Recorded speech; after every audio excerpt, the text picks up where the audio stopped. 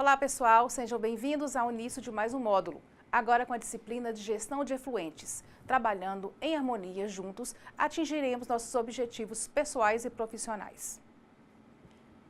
Quando falamos em água, devemos refletir como cuidamos das águas de nosso planeta, pensar em distribuição, a forma de como esse recurso hídrico é distribuído e se há um manejo, tratamento, conscientização por meio dos seres humanos, de como é necessário cuidar desse bem precioso e que corre diversos riscos, tanto por falta da mesma, como a forma de como a água é tratada em diversas áreas do mundo, principalmente em regiões menos favorecidas.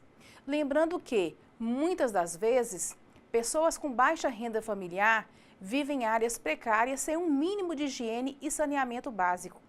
Dentre ele, o tratamento de água e esgoto, tendo um contato maior a diversas verminoses e doenças causadas por falta de recursos e tratamento correto de água e esgoto. Ao se pensar em água, deve-se ter em mente a importância que tal recurso tem na vida do ser humano, seja através da irrigação, da produção de alimentos, seja através da eliminação de rejeitos, seja as diversas necessidades biológicas do ser humano. Entende-se por poluição a alteração de suas características por quaisquer ações ou interferências, sejam elas naturais ou provocadas pelo homem. Essas alterações podem produzir impactos estéticos, fisiológicos e ecológicos. Em sua origem, o vocábulo poluição está associado ao ato de manchar ou sujar, o que demonstra a conotação estética dada à poluição quando esta passou a ser percebida.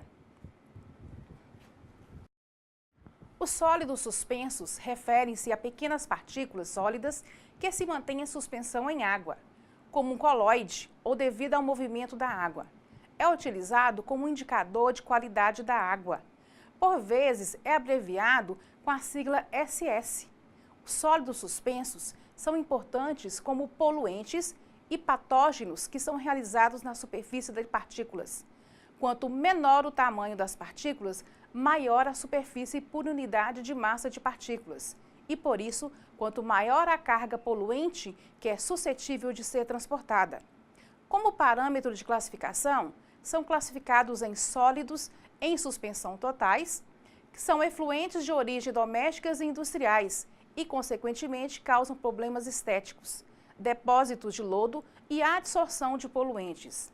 Os sólidos flutuantes são os óleos, resíduos, materiais de massa específica menor que a da água, graxas, gorduras, ceras e outros, material de constituição da escuma, concentração encontrada em águas residuárias, esgoto doméstico de 50 a 150 mg por litro de gordura, águas residuárias da suinocultura de 450 a 7.300 mg por litro de gordura. São efluentes do tipo domésticos e industriais e causam principalmente problemas estéticos. A matéria orgânica biodegradável, constituída principalmente de proteínas, carboidratos e gorduras, lançada na água, será degradada por organismos decompositores presentes no meio aquático. Se houver oxigênio dissolvido no meio, a decomposição será feita por bactérias aeróbias, que consomem o oxigênio dissolvido existente na água. Se não houver oxigênio dissolvido no meio, ocorrerá a decomposição anaeróbia, com a formação de gases como metano e gás sulfídrico. Compostos orgânicos biodegradáveis servem de substrato, fonte de carbono e energia, para bactérias que se multiplicam extraordinariamente no meio aquático. O crescimento, multiplicação e manutenção celular dessas bactérias requerem energia que é liberada através do processo de oxidação dos compostos orgânicos, processo este chamado de respiração. A respiração consome oxigênio dissolvido, alterando o ambiente aquático, reduzindo o nível de oxigênio dissolvido no corpo receptor e alterando o ambiente aquático. Assim, o impacto produzido pelo despejo de esgotos domésticos em corpos de água ocorre principalmente pela diminuição da concentração de oxigênio dissolvido disponível na água e não devido à presença de substâncias tóxicas nesses despejos. Quando o descarte de substâncias orgânicas biodegradáveis se dá em pequena quantidade, essas são absorvidas pelo corpo receptor. Embora saibamos há muito tempo que a água pode ser responsável pela transmissão de um grande número de doenças, é ainda enorme o número de pessoas por elas afetadas, principalmente nas regiões menos desenvolvidas, onde o saneamento básico é precário ou inexistente.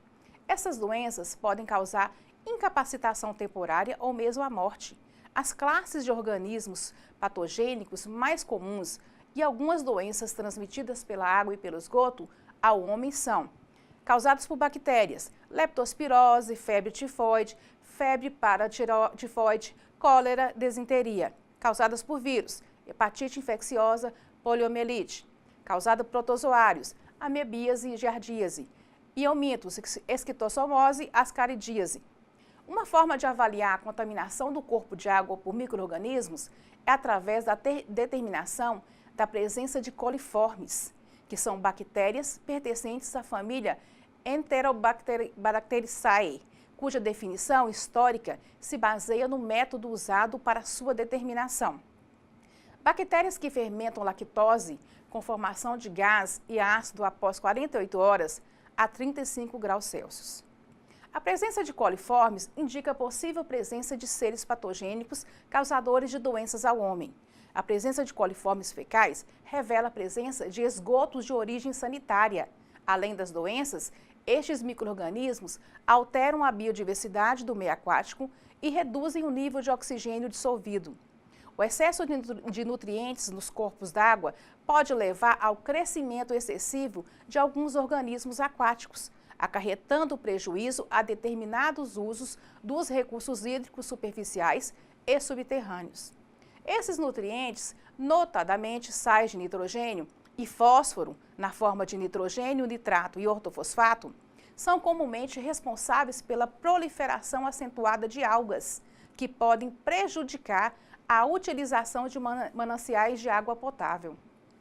Os nutrientes chegam aos corpos de água por meio da erosão de solos, pela fertilização artificial dos campos agrícolas ou pela própria decomposição natural da matéria orgânica biodegradável existente no solo e na água. Dentre os efeitos causados pelos nutrientes, pode-se mencionar a redução do nível de oxigênio dissolvido, através do consumo de nitrogênio por micro-organismos e a aceleração do processo de eutrofização por nitratos e fosfatos, que favorecem o crescimento de algas. À medida que essas plantas crescem, cobrem a superfície da água, obstruindo a passagem de luz e impedindo a fotossíntese, o que leva à morte de peixes e outros seres aquáticos. Além disso, algumas algas são tóxicas para plantas e animais, reduzindo a biodiversidade. Nitrato é tóxico para o homem. Bactérias do trato digestivo reduzem nitrato a nitrito, que reage com a hemoglobina, transformando-o em uma substância incapaz de transportar oxigênio, sufocando os bebês ainda no ventre, síndrome do beber azul. Muitos compostos orgânicos não são biodegradáveis, ou seja, sua taxa de biodegradação é muito lenta. Tais compostos recebem a denominação de recalcitrantes ou refratários. A digestão de uma determinada substância depende não somente da possibilidade dela fornecer energia para os organismos, mas também da existência de organismos capazes de digeri-la. O impacto produzido por compostos orgânicos desse tipo está associado à sua toxicidade e não ao consumo de oxigênio utilizado para a sua decomposição. Alguns exemplos de compostos orgânicos dessa natureza são defensivos agrícolas, detergentes sintéticos, petróleo e derivados. Os detergentes são, em geral, mais tóxicos para os peixes do que para o homem. Muitos micro-organismos que efetuam a biodegradação da matéria orgânica também podem ser afetados pelos detergentes. Os detergentes aumentam a permeabilidade celular, fazendo com que as células percam constituintes essenciais. Além disso, a presença de uma camada de detergente na interface da água afeta a troca de gases entre os dois meios, podendo também gerar espuma abundante. Essa espuma obstrui a passagem de luz, interferindo na reareação do corpo receptor, pois a atividade fotossintética é bloqueada. A espuma também é levada pelo vento e espalha-se por uma região mais ampla, transportando consigo poluentes que porventura existam no meio aquático. Todos os metais podem ser solubilizados na água, podendo gerar danos à saúde em função da quantidade ingerida, devido à sua toxicidade, ou de seus potenciais efeitos carcinogênicos, mutagênicos ou teratogênicos. Um organismo aquático pode ser sensível a um determinado metal ou não, mas o bioacumula, potencializando seu efeito nocivo ao longo da cadeia alimentar, colocando assim em risco organismos situados no topo dessa cadeia. A maioria dos metais é tóxica para as espécies animais e vegetais, e também para o homem. Por exemplo, o cromo, o chumbo, o mercúrio, o zinco e o cobre. Até mesmo os elementos químicos essenciais à manutenção e ao equilíbrio da saúde, quando em excesso, tornam-se nocivos, podendo comprometer gravemente o bem-estar dos organismos.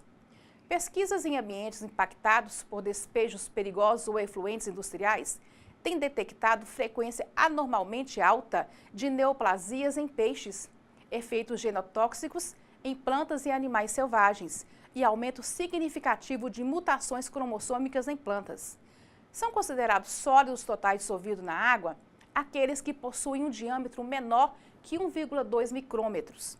Por outro lado, condutividade elétrica em soluções aquosas é definida como a capacidade de conduzir a eletricidade devido à presença de íons. A condutividade elétrica tem se mostrado um excelente parâmetro para a análise da qualidade da água, especialmente na sua concentração mineral, apresentando a medida que ocorre a lixiviação de sólidos totais dissolvidos para os leitos fluviais. A água percorre um ciclo no globo terrestre, a qual é denominado ciclo hidrológico.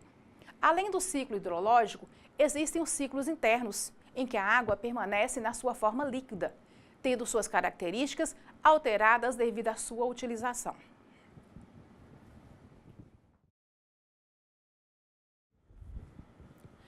A água permanece líquida, mas as suas características são alteradas em virtude de sua utilização. Chamamos de água bruta, inicialmente, a água que é retirada do rio, lago ou lençol subterrâneo, possuindo uma certa qualidade. Já a água tratada, após a captação, a água sofre transformações durante o seu tratamento para adequar-se aos usos previstos, como o abastecimento público ou industrial. Chamamos de água usada, o esgoto bruto. Com a utilização da água, a mesma sofre alterações na qualidade, passando a ser um despejo líquido. Esgoto tratado. Visando remover os seus principais poluentes, os despejos sofrem um tratamento antes de serem lançados no corpo receptor.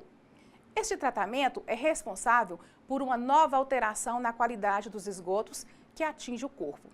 Corpo receptor. O efluente do tratamento dos esgotos atinge o corpo receptor, onde, face à diluição em mecanismos de autodepuração, a qualidade da água volta a sofrer novas modificações. Falaremos agora mais detalhadamente de cada uma dessas águas.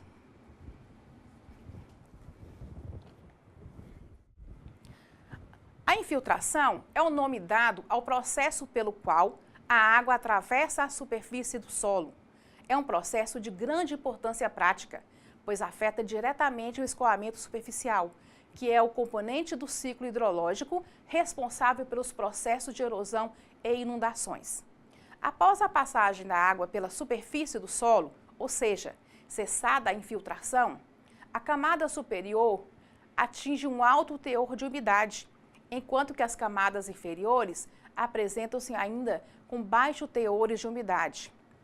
Há, então, uma tendência de um movimento descendente da água, provocando um molhamento das camadas inferiores, dando origem ao fenômeno que recebe o nome de redistribuição. Água pluvial é a água provinda das chuvas, que é coletada pelos sistemas urbanos de saneamento básico nas chamadas galerias de águas pluviais ou esgotos pluviais e que pode ter tubulações próprias, sendo chamado, nesse caso, de sistema separador absoluto, sendo posteriormente lançadas nos cursos d'água, lagos, lagoas, baías ou no mar. As águas pluviais não podem se juntar ao esgoto doméstico na tubulação destinada a este, antes que o mesmo passe por um tratamento.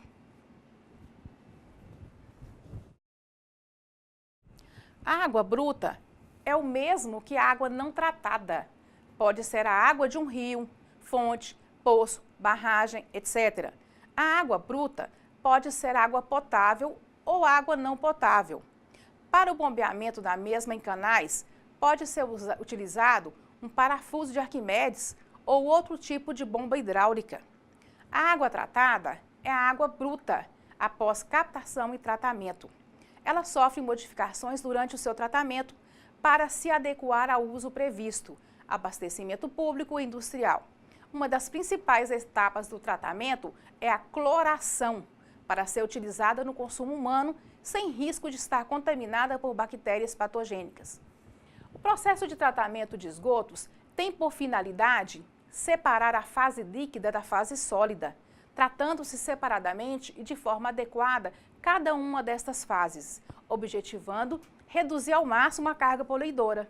Ao final do processo, tanto a fase líquida quanto a sólida devem estar aptas, segundo legislações específicas. A resolução número 357, de 17 de março de 2005, do Conselho Nacional do Meio Ambiente, CONAMA.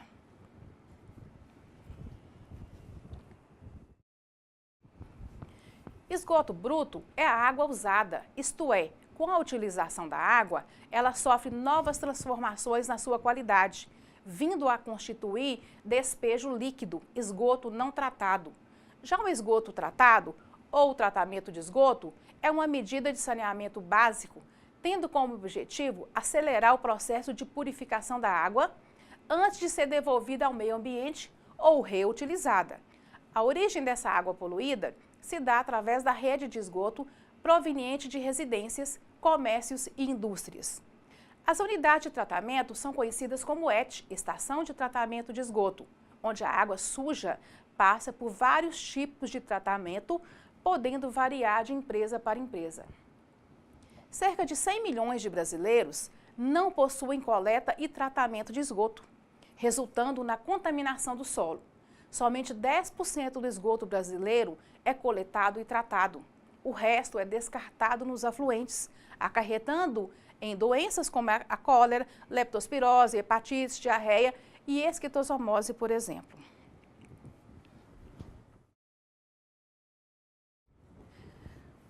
Os esgotos tratados ou efluentes do tratamento de esgoto são lançados no corpo receptor, transformando novamente a qualidade da água em face de diluição e mecanismos de autodepuração. Corpo d'água que recebe o nome de esgotos brutos ou tratados, ou seja, esgoto submetido a um tratamento parcial ou completo com a finalidade de conseguir a remoção de substâncias indesejáveis e a mineralização da matéria orgânica.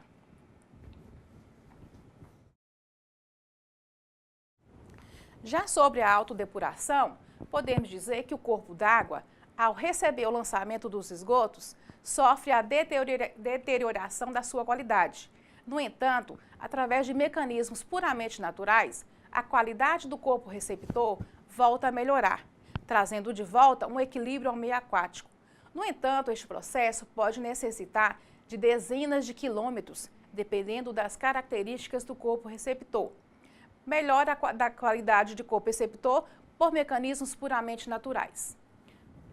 O processo de autodepuração em corpos d'água está vinculado ao restabelecimento do equilíbrio no meio aquático após as alterações induzidas pelos despejos afluentes. Uma das etapas da avaliação do impacto que um despejo industrial causa em um corpo hídrico e da eficácia das medidas de controle é a quantificação das cargas poluidoras afluentes. Para tanto, são necessários levantamentos de campo na área em estudo, incluindo a amostragem dos poluentes, análises de laboratório e medição de vazões.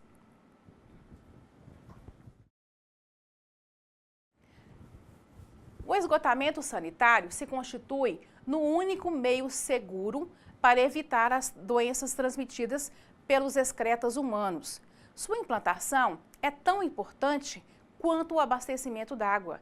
A experiência mostra que em algumas comunidades onde foi implantado o abastecimento d'água e não foram coletados os esgotos, as condições sanitárias do meio pioraram, agravando-se os problemas com os dejetos ocorrendo a céu aberto, O indivíduo doente abriga agentes patogênicos no seu intestino, onde o ambiente é propício para a multiplicação dos mesmos. Ao serem expelidos junto com as fezes e a urina, esses organismos contaminam o meio, transmitindo uma série de doenças. À medida que as cidades crescem, as soluções individuais tornam-se inadequadas, devido à crescente ocupação do solo, necessitando de uma solução coletiva para as maiores populações. Esses sistemas constituem em canalizações que recebem lançamento dos esgotos, transportando-os ao seu destino final de forma sanitariamente adequada. É o conjunto de obras e instalações que propiciam a coleta, o transporte e afastamento, o tratamento e a disposição final.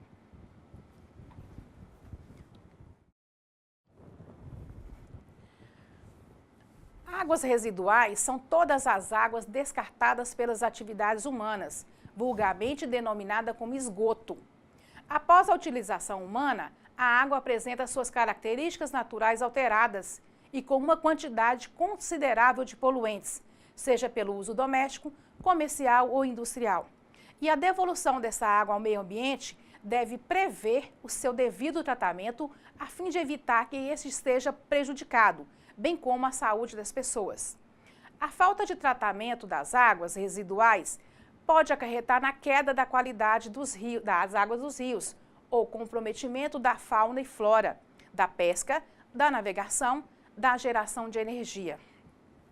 As águas residuais podem ser consideradas em domésticas e industriais.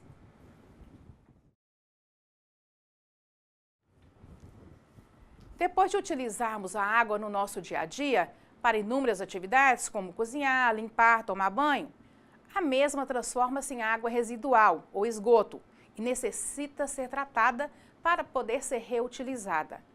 A ETAR tem como principal função receber e tratar as águas residuais, de forma a serem devolvidas ao meio ambiente em condições ambientais seguras. A ETAR pode integrar 4 fases de tratamento. 1. Tratamento preliminar. Numa primeira fase, as águas residuais produzidas pela população através do uso doméstico ou pelas indústrias chegam à ETAR, onde são filtrados e separados os resíduos de maior dimensão. Número 2. Tratamento primário. A seguir, as águas residuais passam pela decantação primária, onde as partículas sólidas em suspensão são eliminadas por ação da gravidade. 3. Tratamento secundário. As águas residuais sofrem um tratamento biológico com bactérias que digerem a matéria orgânica existente. A seguir, passam pela decantação secundária, que permite o depósito das lamas resultante da ação das bactérias. 4. Tratamento terciário. Nessa etapa do tratamento, as águas residuais são submetidas a uma desinfecção e remoção de nutrientes. Removem-se as bactérias, os sólidos em suspensão, os nutrientes em excesso e os compostos tóxicos específicos, tornando-as mais puras. Depois de passar por este tratamento, a água pode ser usada na agricultura, na rega de campos de golfe, na rega de espaços verdes, na lavagem de pavimentos e ruas, entre outras utilizações possíveis. Descarga final da água. Finalmente, a água é devolvida à natureza em condições ambientalmente seguras. Vários setores industriais apresentam um considerável consumo de água. Além disso, geram grande quantidade de efluentes. O consumo de água em escala industrial observa-se um aumento de acordo com o crescimento e desenvolvimento econômico do planeta, contribuindo em muito com a escassez deste recurso. As pesquisas na reutilização de água são importantes para um menor consumo de água na produção, sendo um fator importante para a proteção do meio ambiente.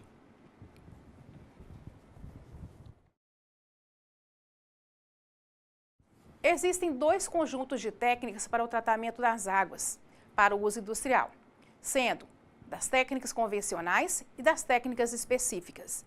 As técnicas convencionais promovem a adequação das características físicas, químicas e biológicas da água a padrões estéticos, econômicos e de higiene. As técnicas específicas permitem adequar a água a usos industriais mais selecionados, como processos de abrandamento pela rota térmica, de precipitação química, com condicionamento de fosfatos e de troca iônica, degaseificação e de remoção de sílica gel. Bom, terminamos aqui essa videoaula. Espero que todos os conceitos tenham ficado bem claros. Qualquer dúvida, postem no fórum que estaremos prontos a atendê-los.